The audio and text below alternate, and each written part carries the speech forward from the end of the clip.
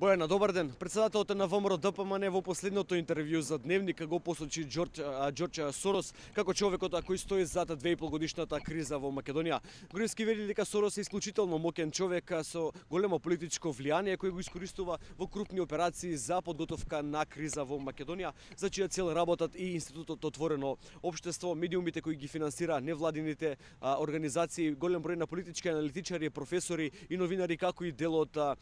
протестите на шарената револуција. Денеска мој соговорник е Александар Даштевски, политичкиот аналитичар. Груевски во интервјуто, добар ден. Добар ден. Груевски во интервјуто за Сорос вели дека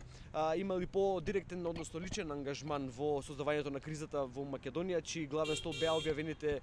телефонски разговори. Според вас, која е улогата на Сорос во кризата во Македонија? Па сметам дека тој е генератор на кризата во Република Македонија и дека е точно ова, дека ги користи сите своји, како да кажеме, ги викаат во меѓународната заедница папец, односно кукли, кои ги викаат така затоа што тој управува со нив како со кукли и тие ги исполнуваат неговите желби. Меѓутоа точно и тоа дека тој има големо влијание во светската политика, односно во одредени земји, како што е администрацијата, моменталната администрација на Обама и администрацијата што требаше да биде на Хилари Клинтон. А во времето кога протекоа разговорите од Wikileaks за Хилари Клинтон, јасно беше дека тој има директно влијание врз американската надворешна политика, имал до тогаш. Сега тој директно го нападна и го нарече диктатор актуелниот американски претседател, од што се гледа дека всушност не се работи за никаков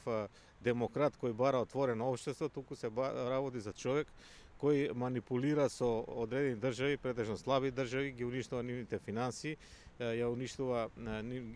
нивните идентитети и традиции, сакајќи да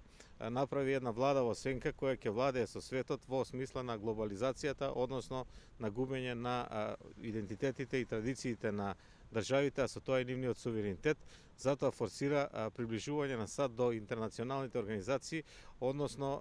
продолжување на постојањето на Европска унија како една супранационална држава која донесува одлуки од Брисел, а не од државите кои ги избрале владите кои учествуваат во Европска унија. Затоа се случи Брекзит, затоа и американците, водени од тоа дека ќе го изгубат својот идентитет, одлучија овој пат да го дадат својот глас за Доналд Трамп, сметајќи дека тој повторно ќе ги направи големи, всушност така се вика и неговата програма Make America Great Again. Фондацијата Отворено општество веќе 25 години е активна во Македонија. Зошто баш сега се одлучува за креирање на една таква криза и која е целта? Јас сметам дека не се одлучува сега, дека тоа трае за целиот период дека таа е тука, затоа и дојдена да може да врши контрола врз државата. Претходно таа имаше и Отворено општество Југославија, кое послужи за распад на Југославија и затоа подолго време е присутна во Србија, бидејќи нејзиниот центар беше во Белград. 1993 година доаѓа во Македонија, веднаш после тоа се менува знамето, се менува фактички останува името, односно референцата БРМ и 2001 сметам дека истите организации, истите луѓе, значи со исти методи, со Зоран Верушевски, со прислушкувани разговори, се обидува исто така да слушат една легитимно избрана влада и тоа им успеа. Меѓутоа сега оваа влада е малку поискусна, има малку повеќе знаење од таа област и повеќе разузнавачки информации, така што очигледно дека тешко му одеше во Република Македонија. Инаку организациите што се во Македонија не се само тие учесници во рушењето на актуелната власт, легално избрана од народот на демократски избори, туку и многу други светски организации. Например, под негово 100% влијание е Human Rights Watch, кој постојано дава негативни извештаи за Република Македонија. Инаку Џорџ Сорос има земена обврска да инвестира 100 милиони евра во Human Rights Watch, затоа што тие останале без средства и тие пари ќе бидат дадени во наредните 10 години. Ќе биде неговото. Исто така и другата организација што се занимава со човекови права, Amnesty International, е под директно влијание на Џорџ Сорос, а и многу други организации, како што е и меѓународната кризна група, која всушност беше главна во кризата во 2001 година. Токму поради тоа и не мислам дека кризата ја почнале сега, пред 2,5 години, Пред 2,5 години требаше да се зададе последниот удар, правејќи сценарија, инаку еден од неговите главни специјалитети во повеќето држави во кои делува е правење на лажирани избори, односно на местни избори, каде што тој донесува влади, марионетски влади кои ќе ги исполнуваат неговите желби, а не желбите на народ кој гласал на изборите. Македонија беше сведок и на голем број на протести во последните 2,5 години што се случува. Колкова е веројатноста дека Џорџ Сорос ги киднапира така наречените протести за своји потреби и ја нарече шарената револуција? Тоа е 100% веројатност, затоа што сега веќе имаме, не е тајна, дека преку невладина организација на Џорџ Сорос се финансираат, односно се организираат протестите против актуелниот претседател на САД Трамп, и тоа веќе не е тајна, се знае точно која организација и како ги повикува преку социјални мрежи и на други начини луѓето кои протестираат против Трамп. Исто така, тој ги направи демонстрациите во Фергусон, во САД, за кои плати $33 милиона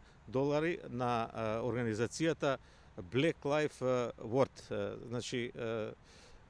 црниот живот вреди, каде што таму дојде до повеќе смртни случаи, и имаше убиени и белци, полицајци, и црнци, така што наместо да вреди животот, тој го направи безвреден животот, а целта беше создавање на поголема криза во САД, за да може таму владата да биде попослушна кон финансиската олигархија, да ги спроведува нивните желби, бидејќи се знае дека тие ја злоупотребуваат воената сила на САД како инструмент за влијание во други држави. Господине Даштевски, Груевски покрај специјалното јавно обвинителство и шарената револуција и Џорџ Сорос во своето интервју најави промени во третиот ешелон на политичката партија. Кој е тој дел од политичката партија и какви промени би донело тоа во ВМРО ДПМН? Па мислам дека тоа беше јасно кажано и во интервјуто, дека одредени луѓе веќе се чувствуваат заморени на терен и веќе не го даваат оној резултат што се очекува од нив. Тоа е прво, а второ е дека до тоа е дојдено поради сегашната изборна кампања и разговорите со населението на терен, каде што многу голем број на луѓе кажале дека одредени функционери не ги решаваат нивните проблеми, туку им одговараат административно, што не би требало, што би требало непосредно да се работи со граѓаните на Република Македонија. Така што сметам дека ќе дојде до тие промени и ќе дојде до свежа сила, нова сила во редовите на третиот ешелон на власта, каде што после неколку месеци искуство, потребно е на секој човек да навлезе во работите, ќе дојде до многу поголеми резултати и повторно ќе може да се остваруваат резултатите, односно програмата која промовираше ВМРО ДПМН и Коалицијата за подобра Македонија на изборите, бидејќи знаеме дека тие секогаш ја реализираат својата програма, така што сметам дека и овие промени ќе бидат во таа смисла, а како што знаеме, тоа не е прв пат да се вршат промени, имаше неколку пати до сега и во вториот и во првиот ешелон, сега во третиот, така што ВМРО ДПМН има методи како го прави тоа и никој од тие кадри што ќе бидат сменети да не остане незадоволен, затоа што тие остануваат и понатаму да работат во партијата, меѓутоа веројатно на други работни места. Господине Даштевски,